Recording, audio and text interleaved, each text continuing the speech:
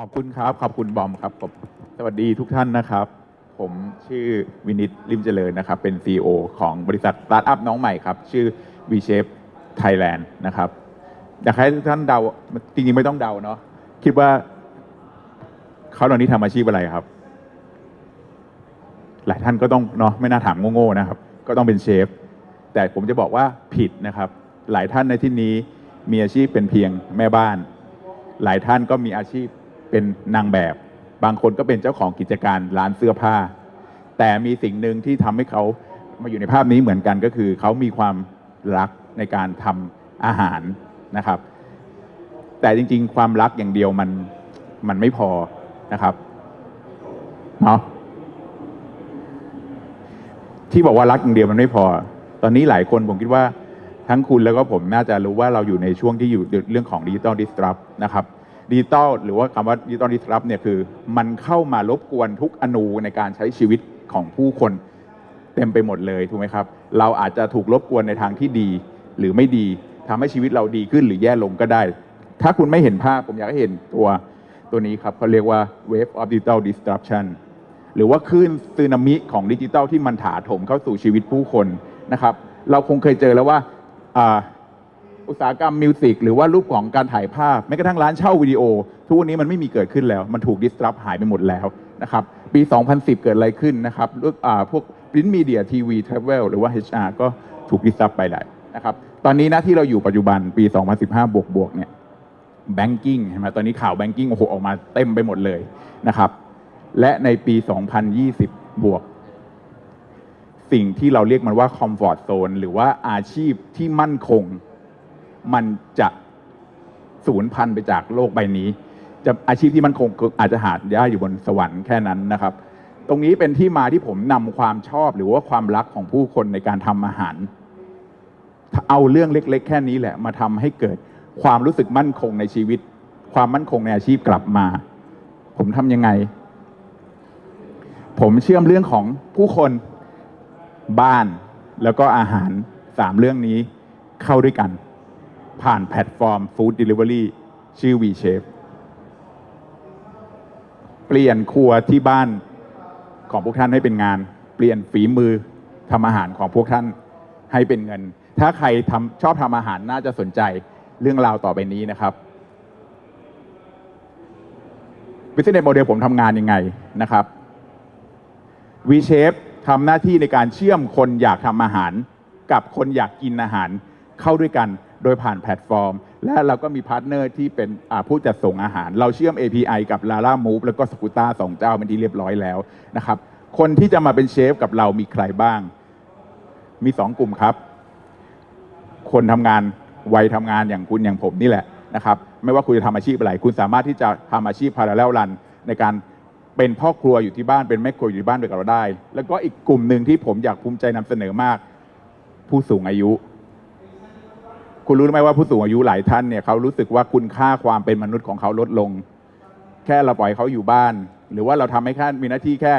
อยู่เลี้ยงหลานแล้วก็แบมือของเงินลูกหลานผู้สูงอายุไม่ได้อยากจะแบมือของเงินลูกหลานนะครับถ้าเขาสามารถที่ทำอาชีพและอาชีพของเขาเองได้อยู่ที่บ้านและในตัวผู้สูงอายุเนี่ยมีฝีมือเขาเรียกว่าตำรับอาหารระดับตำนานอ่ะเยอะมากนะครับแต่เราไม่เคยให้คุณค่ากับเรื่องพวกนี้เลยนะครับนี่คือสิ่งที่ V-Shape เราพยายามจะนำเสนอให้กับสังคมให้กับผู้คนได้รับทราบว่าเราสามารถทำเรื่องพวกนี้ให้มันเป็นธุรกิจได้นะครับผมข้ามไปนิดนึงและความเสี่ยงในการดำเนินธุรกิจร้านอาหารช่องทางเดิมๆจะถูกขจัดออกด้วยช่องทางของ V-Shape คุณจะไม่มีความเสี่ยงในดำเนินธุรกิจคุณไม่ต้องมีหน้าร้านคุณไม่ต้องมีการสต็อกวัตถุดิบคุณสามารถที่จะดีไซน์การขายของคุณเองได้คุณจะขายเวลาไหนก็ได้นะครับเมื่อไหร่ก็ได้นะครับที่คุณอยากจะขายแม้กระทั่งคุณจะขายอาหารแค่กล่องเดียวคุณก็ทำได้นี่คือป้าหน่วยครับป้าหน่วยตอนนี้เป็นเชฟเต็มสมบูรณ์แบบใน V-Shape แล้วป้าหน่วยก็คือเป็นคนแก่คนหนึ่งนะครับแกอาศัยอยู่แถวบางบ่อวันหนึ่งลูกสาวแกเอาเรื่องของ V-Shape ไปเล่าให้แกฟังป้าหน่วยไม่เคยออกจากบางบ่อมาทั้งชีวิตนะครับวันนั้นป้าหน่วยสะกิดให้ลูกบอกพามาสมัคร V-Shape แกอยากจะทำนะครับป้าหน่วยก็มาสมัครงานกับมาสมัคร V-Shape ป้าหน่วยเป็นแค่แม่ผู้หญิงแก่ๆธรรมดาแต่ ในการเข้ามาใน V-Shape เราต้องสร้างมาตรฐานให้กับเชฟของเราป้าหน่วยต้องมาอบรมนะครับการเข้าสู่มาตรฐานของเรานะครับป้าหน่วยเคยทำอาหารแบบแค่กะชิมเอาดูครับบอกป้าหน่วยทำอย่างนั้นไม่ได้นะครับใน V-Shape ป้าหน่วยต้องคิดสู่มาตรฐานของป้าหน่วยว่าการทำ10 ครั้งต้องเหมือนกัน10 ครั้งนี่คือสิ่งป้าหน่วยพยายามที่จะ learning แล้วก็ educate แล้วก็ educate ป้าหน่วยว่าเนี่ยการทำอาหารขายต้องเป็นแบบนี้นะครับป้าหน่วยก็ได้รับใบประกาศจากท่านอาจารย์วันดีนะครับแล้วก็ได้ใส่ชุดเชฟเต็มรูปแบบ value proposition หรือว่าคุณค่าที่ V-Shape อยากจะให้กับผู้คนที่ทานอาหารของเรานะครับผมเชื่อว่าหนึ่งในอาหารที่ดีมันเป็นอาหารที่ต้องมาจากบ้านผมไม่รู้ว่าคุณจะเชื่ออย่างที่ผมเชื่อหรือเปล่าแต่ผมเชื่อว่าอาหารที่มาจากบ้านมันจะมีเอกลักษณ์อะไรบางอย่างเหมือนที่เวลาคุณแม่ทำให้เราทานได้ไหมครับน่าจะเป็นประมาณแบบนั้นและผมก็เชื่อว่าอาหารที่มาจากคนที่รักในการทำอาหารจริงๆคนกินก็จะสัมผัสได้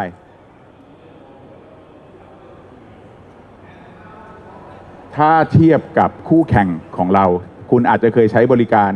ฟู้ดเดลิเวอรี่เจ้าอื่นมาแล้วนะครับผมใช้คำว่าอาหารที่มีเอกลักษณ์นะครับถ้าเกิดคุณฟังเรื่องราวที่ผมเล่าคุณจะพอเดาออกว่าเอกลักษณ์ของ V-Shape มันแตกต่างจากฟู้ดเดลิเวอรี่เจ้าอื่นอย่างสิ้นเชิงและผมคิดว่าคาแรคเตอร์แบบนี้มันควรจะเกิดขึ้นที่ประเทศไทยประเทศที่ถูกได้ติดยี่ห้อว่าเป็นครัวของโลกเรื่องอาหารเราไม่เคยแพ้ชาติใดในโลกผมก็อยากให้ฟู้ดเดลิเวอรี่แพลตฟอร์มแบบนี้มันเกิดขึ้นที่ประเทศไทยแล้วเราก็เอาอันเนี้ยไปบุกต่างประเทศเขาบ้างเหมือนที่เขามาบ้านเรานี่คือขั้นตอนในการที่เชฟคนหนึ่งจะเข้ามานะครับเราไม่ใช่เอาใครก็ไม่รู้มาทำอาหารให้คุณกินนะครับเรามีขั้นตอนที่รัดกุมแล้วก็ select คนเข้ามาใน V-Shape ตอนนี้วันที่1เนี่ยเราจะเปิดขายเราคัดเลือกจาก300กว่าคนนะครับที่มาสมัครกับเราเหลือเพียง44คนที่ qualify เนี่ยที่จะมาเสิร์ฟอาหารให้พวกคุณได้ทานเรามีขั้นตอนในการเลือกฝึกอบรมนะครับจนเขาผ่านนะครับแม้กระทั่งของการถ่ายภาพเราก็เชิญฟู้ดสไตลิสต์มานะครับเราทำมากกว่าที่คุณคิดแน่นอน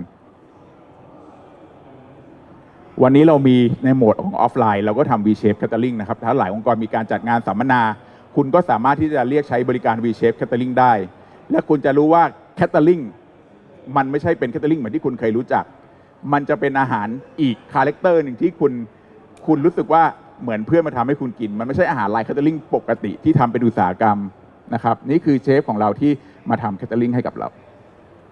นะครับและนี่คืออาหารที่พร้อมเสิร์ฟให้กับผู้คนบน V-Shape Delivery ที่พร้อมแล้วนะครับอันนี้มัสมั่นแชมป์โลกนะครับเป็นของเชฟอุทัยที่มาอยู่กับเรานะครับใครอยากกินมัสมั่นแชมป์โลกก็เชิญได้ตอนนี้พร้อมที่จะขายแล้วนะครับหน้าตาของแพลตฟอร์มเราเป็นประมาณนี้นะครับเราจะเปิดขายเนาะวันที่1ก็คือวันอาทิตย์นี้ที่จะขายคุณสามารถเข้าไปในช่องทางของเราเป็นรูปแบบเป็นเว็บแอปพลิเคชันนะครับคุณไม่ต้องดาวน์โหลดแอปลงไปในเครื่องของคุณแค่เข้าเว็บ vshapethailand.com คุณก็จะเจอช่องทางในการสั่งอาหารแล้วก็มีเชฟตอนนี้ให้บริการกว่า44คนแล้วนะครับอยากให้คุณที่ฟังเรื่องราวนี้แล้วคิดว่านี่มันคือเรื่องราวที่ดีที่คุณอยากจะบอกต่อใครสักคนหนึ่งไม่ว่าจะเป็นคนนั้นก็จะเป็นคนในครอบครัวของคุณหรือว่าเพื่อนฝูงของคุณที่เขาหลงรักในการทำอาหารและคุณก็คิดว่านี่มันจะเป็นเรื่องโอกาสที่ดีที่เขาควรจะได้รับรู้อยากให้คุณเอาเรื่องนี้ไปบอกเขาด้วยนะครับผมคิดว่านี่มันจะเป็นช่องทางที่ดีแล้วก็เป็นการที่เราเอาเทคโนโลยีนะครับเข้าไปdisruptคนให้มีคุณภาพชีวิตที่ดีขึ้นนะครับอยากฝากทุกท่านที่ได้ฟังเรื่องราวในวันนี้ของ V-Shape ด้วยนะครับก็ขอบคุณทุกท่านครับผมขอบคุณครับขอเสียงปรบมือดังๆให้ V-Shape ด้วยครับพี่นิดนะครับอันนี้เป็นคนเขียนหนังสือนะดังๆด้วยชื่ออะไรนะ Low Cost Marketing Low Cost Marketing นะครับผมถามต่อนิดนึงมีใครมีคำถามไหมพี่ผมให้สรุปเป็นนาทีเดียวแล้วนาทีเดียวเอาให้ตรงประเด็นเลยนะฝั่งพี่ๆเนี่ยที่เขาเป็นไม่ว่าจะเป็นลูกค้าทั่วไปหรือเป็น corporate หรือเป็น enterprise เนี่ยใช้ประโยชน์จากพี่ได้ยังไงลูกค้าทั่วไปคุณจะได้ประสบการณ์ในการทานอาหารที่ผมคิดว่าคุณน่าจะไม่เคยได้รับจากที่ไหนจากช่องทางฟู้ดเดลิเวอรี่อย่างอื่นนะครับในส่วนของcorporateนะครับเราก็จะมีการขายอาหารลักษณะเป็น B2B นะครับตรงนี้อาจจะเป็นสวัสดิการให้กับพนักงานของคุณได้นะครับมีหลายคนที่เดินไปถามผมที่บูธแล้วก็เพนของหลายองค์กรที่เจอก็คือ การเตรียมเกษียณอายุของคนกลุ่มหนึ่งที่ยังไม่มีการเตรียมตัวอะไรเลยนะครับ อันนี้มันอาจจะเป็นอาชีพให้กับคนเหล่านี้ก็ได้นะครับผมอาจจะเป็นการพรีแพร์ให้เขาหลาย ๆ องค์กรที่นะไม่รู้เกษียณไปแล้วจะไปทำอะไร อันนี้อาจจะเป็นสิ่งที่เขาคิดไม่ถึงก็ได้ว่าเป็นอาชีพได้นะครับ โอเคได้ครับ ถ้าสนใจคุยกับพี่นิด